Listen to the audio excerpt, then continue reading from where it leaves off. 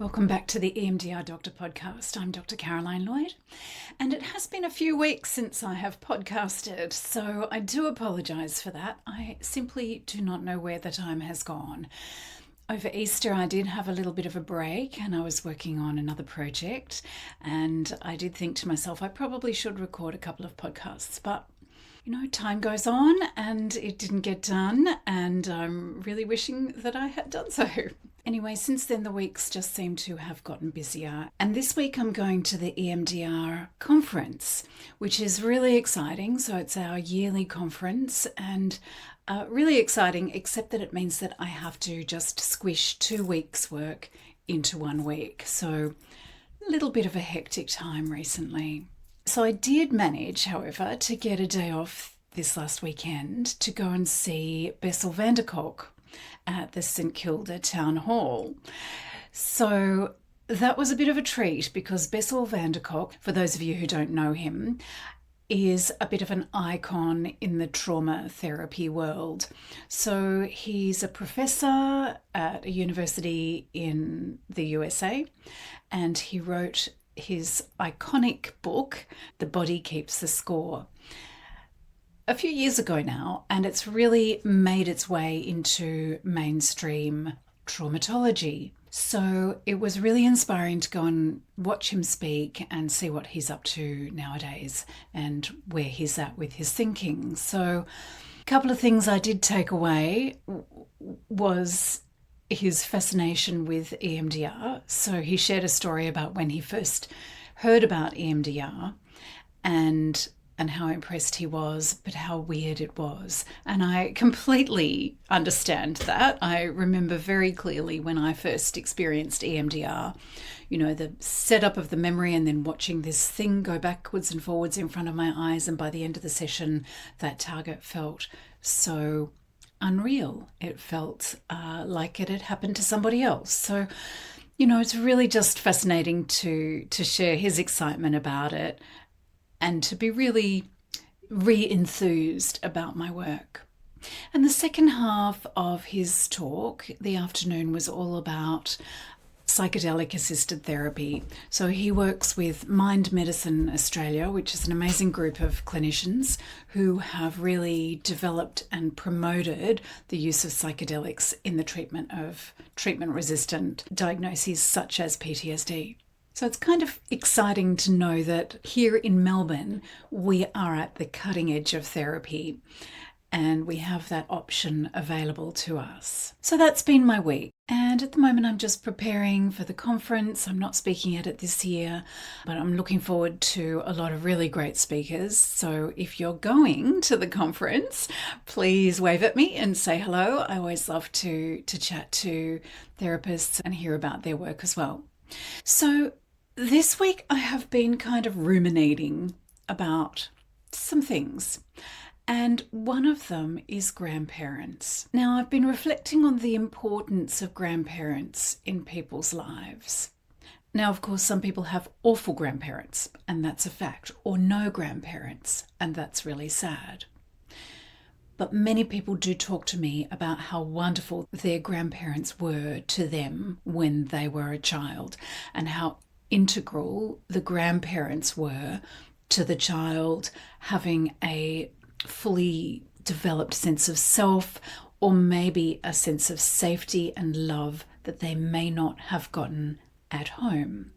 So this is really fascinating to me because it's hard to understand how a grandparent can provide that to a grandchild when that very same person, the grandparent, was not able sometimes to provide that to the child who grew up to be the parent of the client sitting in front of me. So the grandparent may have messed up the job of parenting their children, and their children turn out to be not so great parents themselves. And so there's that transmission of intergenerational trauma from the grandparent to the child who becomes the parent, from the parent to the child who becomes my client, until the person who comes into my office has the weight of several generations of trauma upon their shoulders. And quite often I see women who are in the early stages of child rearing. So they have their own children and they come to see me and they are desperate not to repeat the patterns that they've seen in their family over the generations. So they are desperate not to parent their children in the way that they were parented. And what people often say to me is that they look at their child and they think, how innocent is that little person? How beautiful are they? How could somebody do something so awful to a child like that? And then they reflect on their own upbringing and their own childhood, and they then start to think, how on earth could my parent have done those awful things to me? So it's pretty common for people to come to see me when their child is at an age where they themselves experienced abuse of some sort or violence, say. So they might get a little bit of compassion for themselves at that time, and they think it maybe wasn't my fault because I was only that age. I was only 5 or 7, whatever age it was that bad thing happened to them. So they get a little bit of a reframing just naturally that children are innocent. I was innocent at that age too. That was not my fault. And sometimes that's a kind of a key to a cascade of realizations around their own family of origin and the role that the family played in their psychological makeup and in their current experience of trauma in their adult life. So I'm getting a little bit away from my original topic, which was the role of the grandparent. So very often my client's experience of the grandparent is very different to their parents' experience of the grandparent. And my client often reports an experience of total love, affection, acceptance, protection, companionship, and that was not the same experience that the client's parent had of that same person who is now the grandparent. And what makes a difference? I've been mulling this over.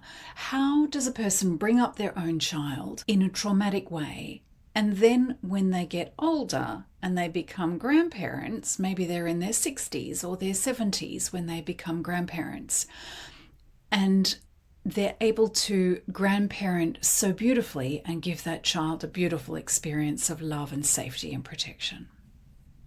Now, I'm saying this with the full knowledge that, of course, that does not always come about in that way. But what is it that changes from in that person so that they weren't parenting adequately, but they can grandparent beautifully?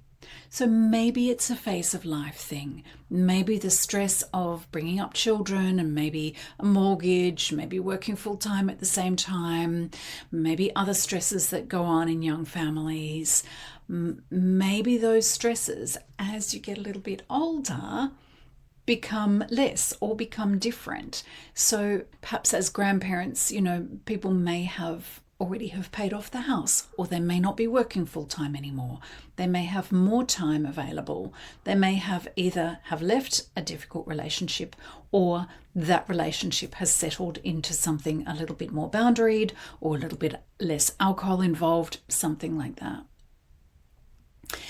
So another alternative is maybe it's a maturity thing between being 20 or 30 when you have a child to being 50 or 60 or 70 when you have a grandchild. Of course, maturity helps most things. Certainly helps us get perspective on things and figure out what's really important in the moment. And there might be other variables like, maybe a parent was studying, so that's another drain on resources and time.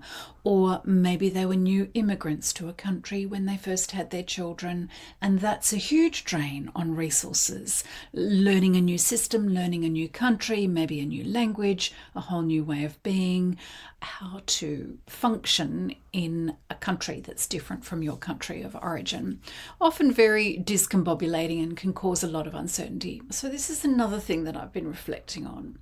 Aside from lifestyle stresses and maturity, there is something very special, so I hear, about being a grandparent, Apparently, there's an instant bond between the grandparent and the grandchild when they first hold them in their arms and look at this little tiny baby, that they just feel encompassed with unconditional love for that baby. And that might be another key to it. So the love is unconditional.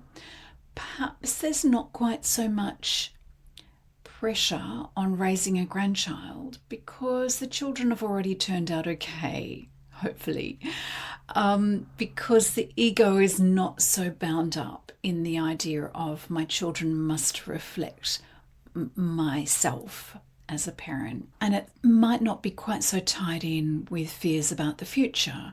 Where will they go to school? Will they go to university? How will their futures turn out? Will they marry someone good? Of course, we want all of those good things for our grandchildren, but it might not be quite so close to home for grandparents with their grandchildren as it was for their children.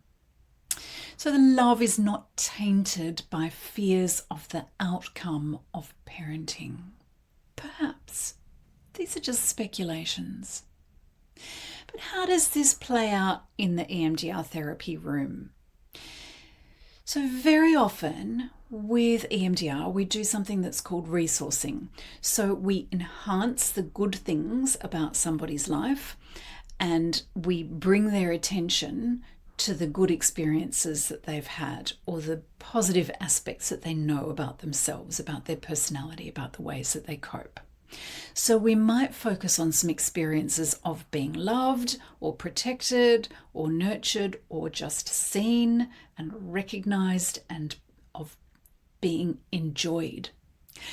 So we look for those experiences and we enhance them, often with a slow butterfly tap, and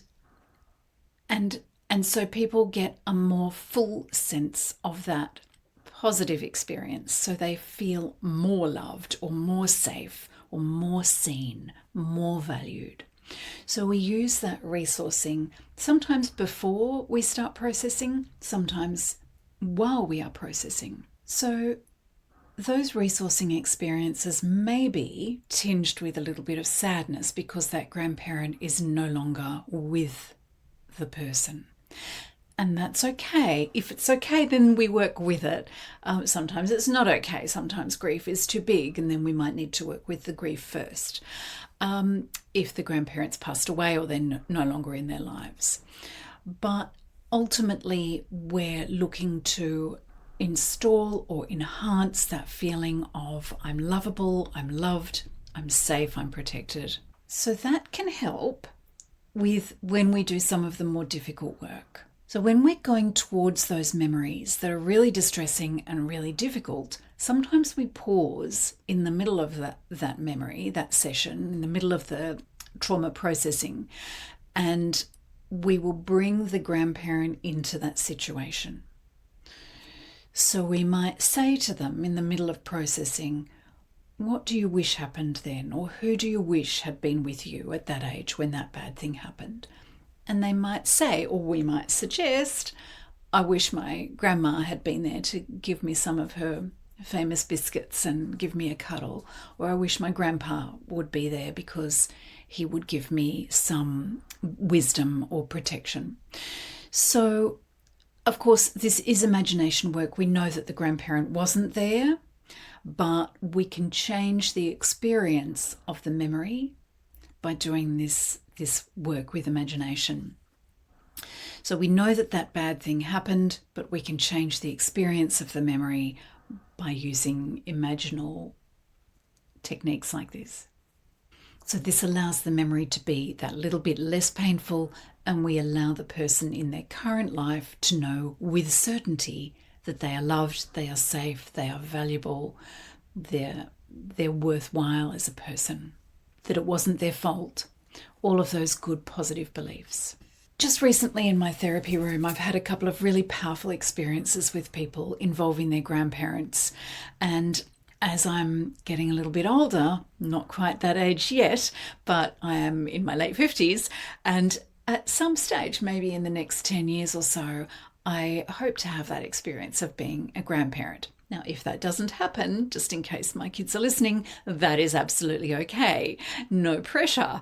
But I am kind of looking forward to that time when I can provide that unconditional love with a little bit less pressure than was with me when my children were little. So, to all of those grandparents out there who are listening to this podcast, just know that you are valuable and that the experience that your grandchildren have with you may one day be really pivotal for them to look back on and to know that they were loved and protected and adored by you. And for those people who have not felt that sense of love from a grandparent, I want to just acknowledge that, because I know that that doesn't always happen. That isn't always people's experience. And I want to reassure you that even if you haven't had that, we can still create that sense of love and nurture and being protected from another place. So don't despair. There are always alternatives. So if you haven't had that experience, we will find something else. Just in case you're not sick of the sound of my voice by now, I will let you know that in June I'm hosting a webinar about shame. So if you're a therapist and you would like to hear my take on working with shame and its function and how to some handy hints on how to alleviate it, then feel free to go to my website, emdrdoctor.com.au, and have a look at the For Therapists section, and you'll find a place to register for my webinar about shame. So those registrations are currently open. So I'm looking forward to presenting that. And then a little bit later in July, I will be talking about dissociation. And in August, I'll be talking about DID with my good friend, Kate Beardsley-Smith, and who is somewhat of an expert about DID. And we will have some really valuable things to share on that webinar. So feel free to go to my website and register for that. So I hope this has been helpful to you. Feel free to reach out if you'd like to discuss anything, or if you'd like to know more about what I've talked about today. I hope it's been helpful. Take good care. I will look forward to speaking to you again soon. In the meantime, bye for now.